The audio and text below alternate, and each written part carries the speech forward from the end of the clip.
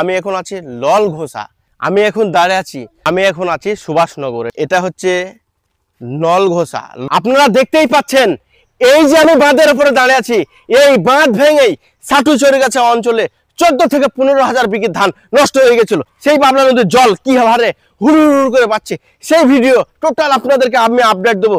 কোথায় কি অবস্থা আছে, আগের থেকে জল বাড়ছে না কমছে, সম্পূর্ণ ভিডিও দেখতে থাকুন, সঙ্গে থাকুন। এটা হচ্ছে সুভাষনগরের বাঁধ।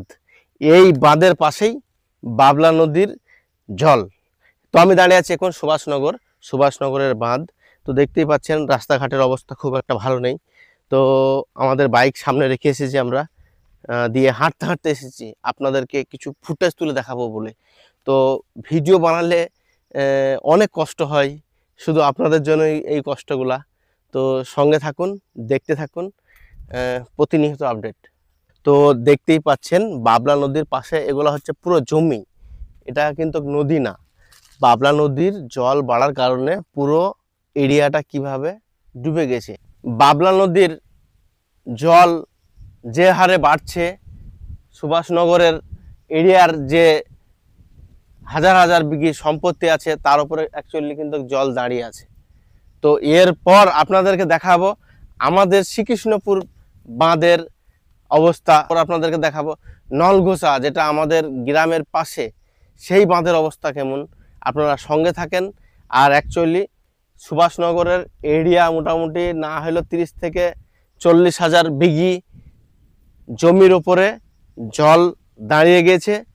তো এবার যদি বৃষ্টির চাপ বাড়ে তাহলে কিন্তু বাঁধ ভাঙতে বাধ্য, যেটা প্রতি বছর হয়ে আসছে, সেটা আমার ধারণা। তো সঙ্গে থাকুন, আমার ভিডিও দেখতে থাকুন, পুরো বিষয়টা আজ তুলে ধরবো। আমাদের পাশে আছি, তো দেখুন আপনারা।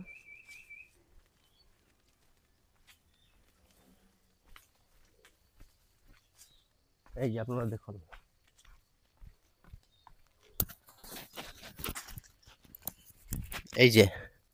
এই যে আপনারা দেখতেই পাচ্ছেন কন্ডিশনটা। এটা হচ্ছে বাবলা নদী, তার পাশে পুরো জমি পুরো জলের তলা চলে গেছে। ঠিক আছে, এধারে অ্যাকচুয়ালি ফসল লাগায় না, তার কারণ সবার আগে এগুলো ডুবে। আর সাটুচড়িগাছা অঞ্চলের মানুষ কিন্তু ফসল লাগায়, তার কারণ বাঁধ না ভাঙলে কোনো কিন্তু সমস্যা হয় না। তো জলের চাপ বাড়লেই বাঁধ ভাঙবে। তো এই যে আমাদের বাইকের কাছে চলে এসেছি, অনেকটা হেঁটেছি, 1-1.5 কিলোমিটার, শুধু আপনাদের জন্য। সঙ্গে থাকুন, দেখতে থাকুন। তো আপনারা দেখতেই পাচ্ছেন এটা হচ্ছে নলঘোষা। বাসাবাড়ি থেকে যে নলঘোষা রাস্তা, সে রাস্তার শেষ সীমান্তর। কদিন আগে আপনাদেরকে দেখিয়েছিলাম এখানকার পরিস্থিতি। তো এখন কন্ডিশনটা দেখুন, 3 দিনের ব্যবধানে কতটা জল চলে এসছে এখানে। ঠিক আছে, হ্যালো বন্ধুরা, তো আপনারা দেখতেই পাচ্ছেন আমি এখন দাঁড়িয়ে আছি লল ঘোষা, যে সাটুচড়িগাছা অঞ্চলে এর আগে আপনারা দেখেছিলেন যে বন্যা, 3 দিনে পানিতে কি অবস্থা দেখুন। এই যে 3 দিন আগে এখানে একটু না জল ছিল না, 3 দিন পর হঠাৎ করে একদম পুরো প্লাবিত হয়ে গেছে। বাবলা নদীর ওই পাশটা আপনাদেরকে তো দেখালাম, তো এই পাশটা আমি এখন দাঁড়িয়ে আছি। আর এই যে আমাদের গ্রাম, এটা হচ্ছে আমাদের গ্রাম। আর আমাদের গ্রামের মাঠ এখন পুরো একদম শুকনো হয়ে আছে। এই বাঁধ যদি ভেঙে যায়, এই মাঠ পুরো বন্যায় ভেসে যাবে। এখান থেকে আমি আপডেটটা আপনাদেরকে দিলাম। নেক্সট আপডেট কি আসছে না আসছে অবশ্যই আপনারা দেখতে পাবেন। চ্যানেলটিকে ফলো করুন, সঙ্গে থাকুন, পাশে থাকুন।